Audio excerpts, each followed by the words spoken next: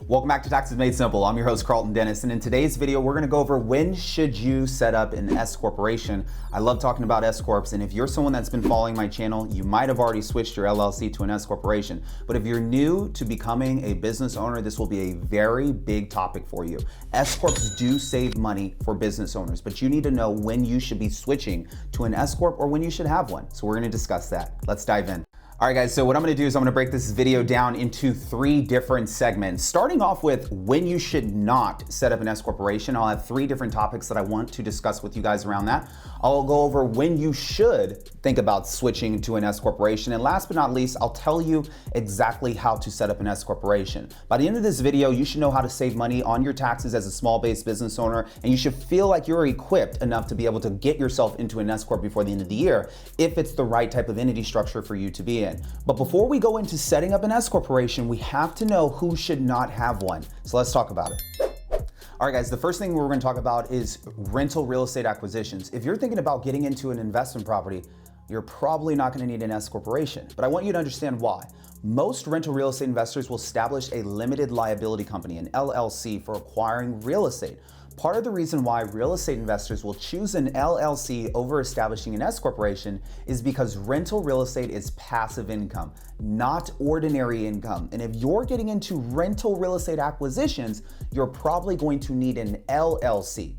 Part of the reason why many investors set up LLCs is for limited liability coverage. But if you have an S-Corporation, there's one key difference. You have to process payroll, which means you're paying into Social Security and Medicare tax. If you're an investor, you're earning passive income, which isn't subject to Social Security and Medicare tax. So in order to avoid having to possibly process payroll and pay additional tax, we want to make sure that we're acquiring our real estate in the right entity structure, and an LLC might be better for you than establishing an S-Corporation. Now, it's not to say that you won't have an S-Corporation when it comes to real estate. Maybe you're someone who's managing your own investment properties, and it might make sense for you to have your own management company. I love leveraging management companies because a lot of real estate investors are managing their own investment properties, but they haven't taken it upon themselves to charge themselves for managing their own investment properties. You might be saying, hold on, Karlton, if you charge yourself for managing your own investment property, aren't you just gonna pay taxes on the money you paid yourself? Let's dive in really quick.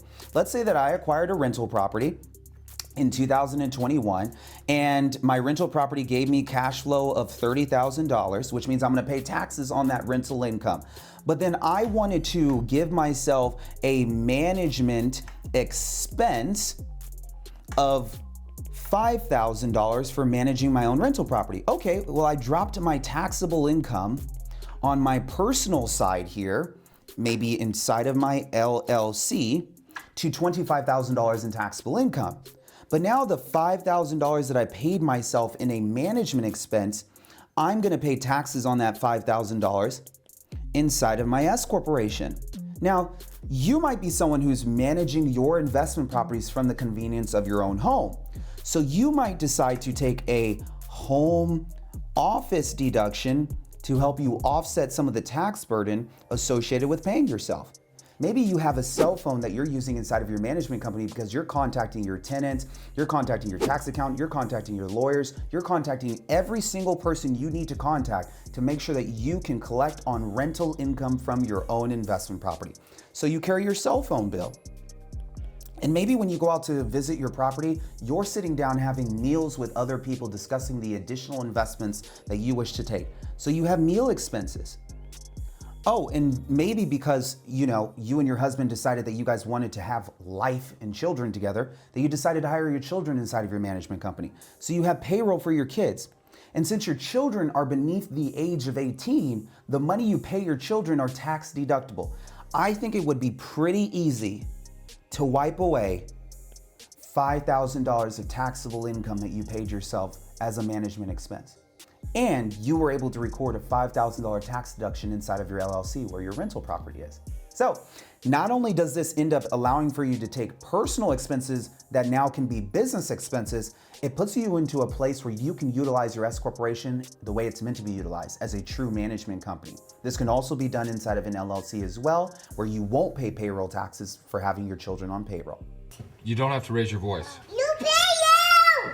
I can give you half. You pay.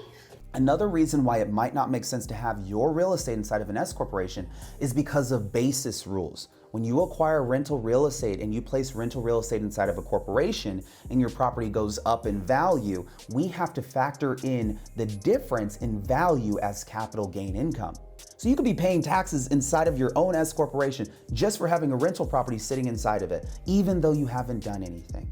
So we just want to make sure that we always understand when it makes sense to set up our S-Corp when it comes to rental acquisition. Now, this is one way in which you can have an S-Corp in real estate, but it does not mean you need to have an S-Corp when you're acquiring real estate. Rental acquisition, LLC, rental management, S-Corporation, you can also have an LLC to manage your rental properties as well, okay? Next reason why we would not want to have an S-Corporation is, let's say that we're raising capital to go public. Guys, if you're raising capital to go public, you're going to need to be a C corporation. Karlton, but I thought that S corporations help me save money on self-employment tax and I get to take payroll. Yes, but if you're looking to take your business to the SEC and you want to be a publicly traded company, you're going to need capital and you're looking for lots of capital, which means you need to be a C corporation to get to the SEC. So I want to save you some time here and educate you. All publicly traded companies are C corporations. If you plan on being a publicly traded company, you will become a C corporation. But maybe early on in your business, you do research and you find out, maybe I should be an LLC, maybe I should be an LLC taxed as an S-Corp. And then you get into your S corporation and find out, oh my gosh, I actually wanted to raise capital and take my company public. And now you have to backtrack and switch your S-Corp over to a C corporation. Sounds like a lot of work. This is exactly why we have videos like this, right? To educate ourselves, to save time on building wealth. If you're looking to raise capital, you should be raising capital inside of a C corporation if you plan on taking your company public. And if you plan on wanting to get a business evaluation to sell your company, I also recommend having a C corporation if you'd like to sell your company for less than $20 million and try to avoid some of the taxes associated with it. And part of the reason why we recommend a C corporation over an S corporation when you're raising capital is because a C corporation allows for you to sell stock in order for you to raise capital to grow your business. And this is something you would want to do in a C corp if you plan on becoming a publicly traded company that gets approved by the SEC. If you're an investor looking to raise capital, but you're set up in the wrong entity structure, how does that make you look to an outside investor? Most outside investors already know that they need to invest inside of C corporations, because that gives me more confidence to invest inside of your company, knowing that you have the correct information and that you partner with the right professionals. So just something to take into consideration if you're ever raising capital. We want to make sure that we're doing so in the right type of entity structure, and the S-Corp might not serve us if we're looking to go public. All right, let's jump into number 3. The number 3 reason why we would want to not have an S corporation is if we're doing day trading. I really want to harp this down because I have a lot of clients that are doing day trading, a lot of clients that became day traders over this past pandemic that we had. If you're someone that's doing day trading, you can do day trading out of an LLC, even if you have made the mark-to-market election. Now, the mark-to-market election means that you are treating all of your income that you receive at the end of the year as ordinary income, which means you get to experience all of the losses as well that come with trading. This is what makes trading really awesome, is that you get to claim all of your losses. So it works against the income that you earn. But even if you're a trader, you are not subject to Social Security and Medicare tax. And Social Security and Medicare tax is something that S corporation owners are all too familiar with. Because if you're an S corporation owner, you already know that you have to run payroll. It's a requirement, which means that you're going to pay into Social Security and Medicare taxes based on whatever you paid yourself in wages. Day traders can day trade out of an LLC, and the income that they earn is not subject to Social Security and Medicare tax. They don't have to take payroll if they don't want to. So when it comes to day trading, you can avoid Social Security and Medicare tax just by day trading out of an LLC. If you would like to, you can day trade out of an S corporation. However, you will have to process payroll. Now you might say, Karlton, When would it make sense to day trade out of an S-Corp? Maybe you're someone that needs to process payroll because you're looking to qualify for a loan. I have a lot of day traders that will go through the process of processing a payroll or converting over to an S-Corporation so they can show that they have a W-2 paycheck coming from their own business, and it helps them qualify for a loan when they're trying to get a house. If that's something that you're looking to do, I encourage you to speak with your lender. They need to understand the type of income that you're making, and also make sure that you have a great strategy around reporting payroll so you're not getting killed in payroll taxes. My job is to help you keep money in your pocket, not continue to write checks to the government. So if we can be strategic, then we can learn that day trading out of an LLC actually saves us a little bit. Having an S corporation can help us if we're trying to qualify for something, but it's gonna lead to more payroll tax. All right, guys, now the next thing we're gonna do is we're gonna talk about who needs to set up an S corporation. 3 different types of people that I feel like need to set up S corporations, so let's talk about it. All right, guys, let's go over who needs to set up an S corporation. The first type of person that needs to set up an S corporation is the taxpayer that has safe business income. We call it in our office SBI. If you're an SBI taxpayer, you're a taxpayer that has net income in excess of $45,000, okay? I want you to always remember this number. This is the threshold, the threshold. This is the number you will always remember when you're ever trying to tell one of your friends that's a business owner that's just getting into business, whether or not they need an LLC or an S-Corp, you gotta immediately let them know, are you gonna have more than 45,000 net income, brother, sister? Because if you are, I need you to be in an S corporation. You're gonna save money on taxes.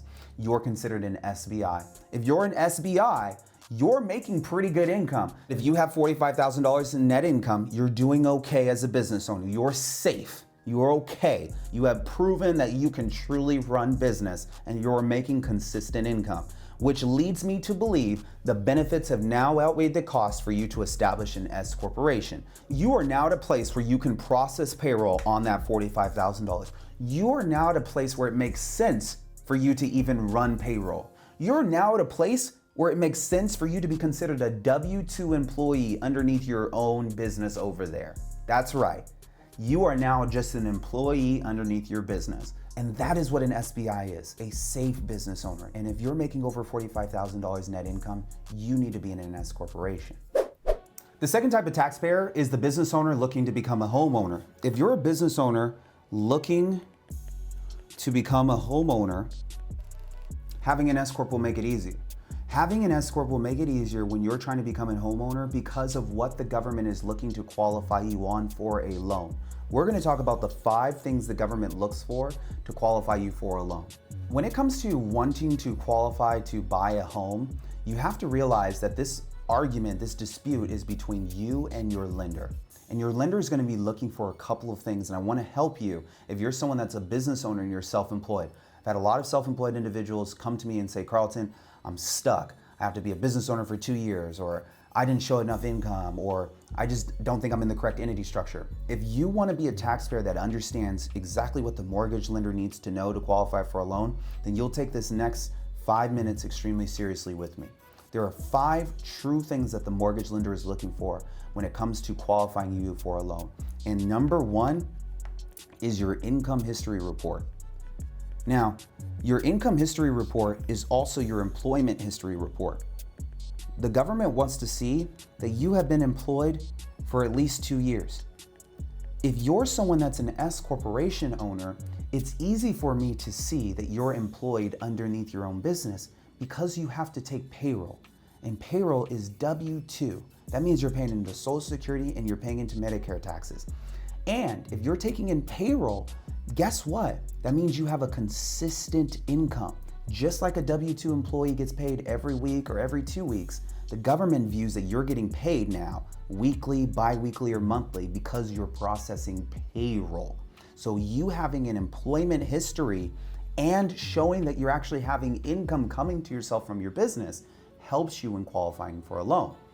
The second thing that the mortgage lender is going to look for is your credit score.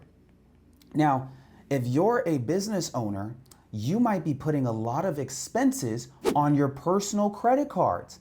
I don't think that's a good idea for you to do. But if you're a business owner that's savvy, you have been using your EIN number, and you probably already opened up a business credit card and you're paying for expenses on your business bank account.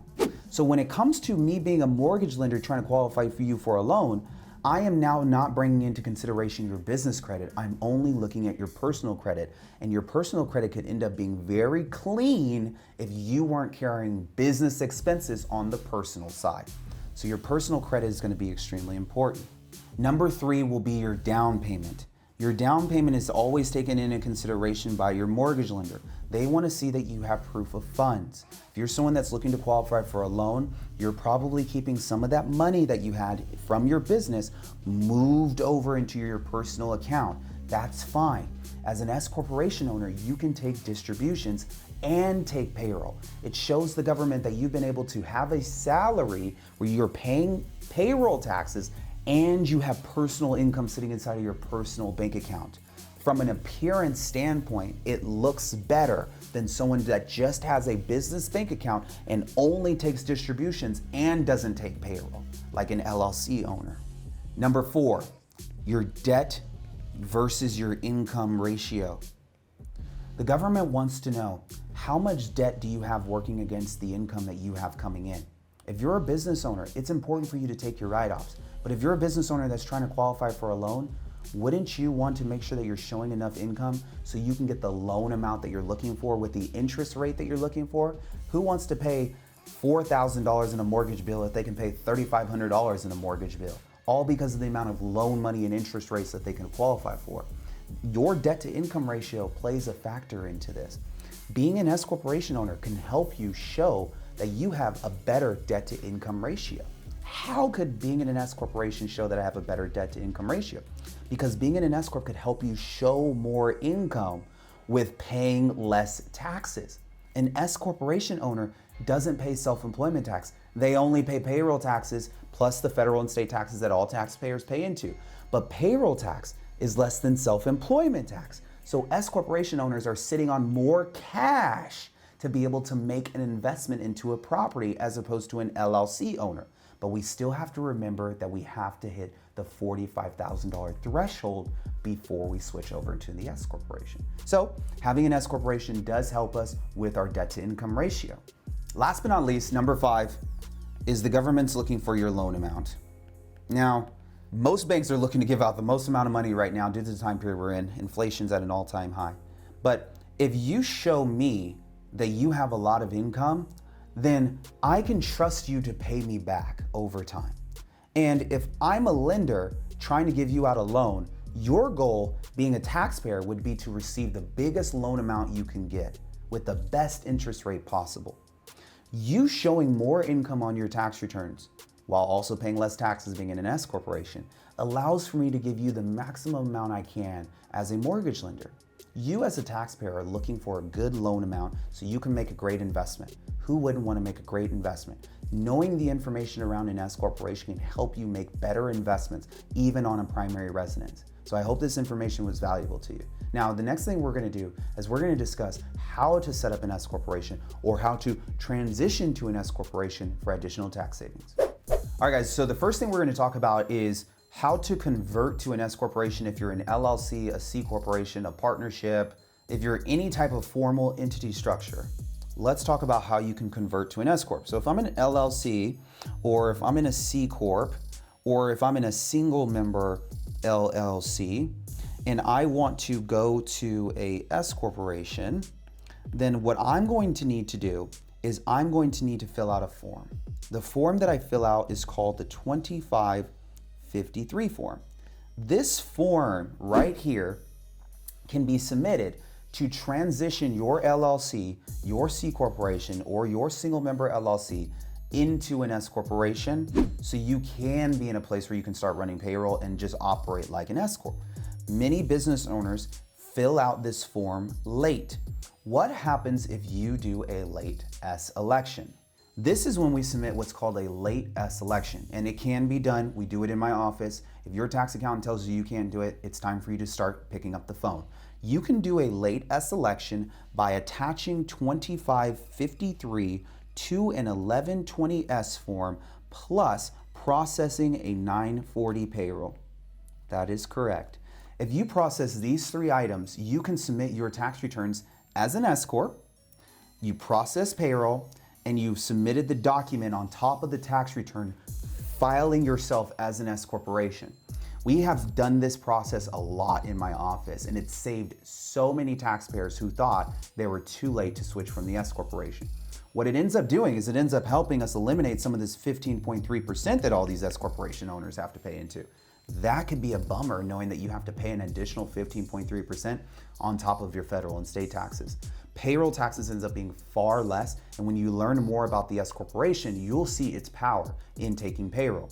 So these three forms right here is how someone can execute truly being an S corporation and how you can do a late payroll. If you guys have any questions on when you should transition from an LLC to an S corp, visit the video right here where I break down exactly that threshold that we talked about earlier. Now, last but not least is we want to talk about how you can set up an S corporation if you're a new business owner and you're coming into some serious income. In order to set up an S corporation, you're going to need to file with the Secretary of State. Secretary of State allows for you to obtain your articles of incorporation. When you become an S corp, you're a corporation, and you will have articles of incorporation as opposed to articles of formation that an LLC owner has. So you'll have articles of incorporation. Now, after you filed with the Secretary of State, you're going to need to apply for an EIN number. When you apply for an EIN number with the Secretary of State, you'll receive your 9-digit number. This number will become gold to you because it's like the social security number for your business, and you can go open up your business bank account. But the next thing that you'll need to do is you'll need to establish your registered agent. Now, your registered agent is going to need to be in the same state that your entity structure resides in. These are some of the steps that allow for you to truly function like an S corporation and to remain in business compliance on a year-to-year basis. If you guys have enjoyed this video, go ahead and like, comment, subscribe. I look forward to creating more videos like this for you, and I look forward to seeing you on the next one. Cheers.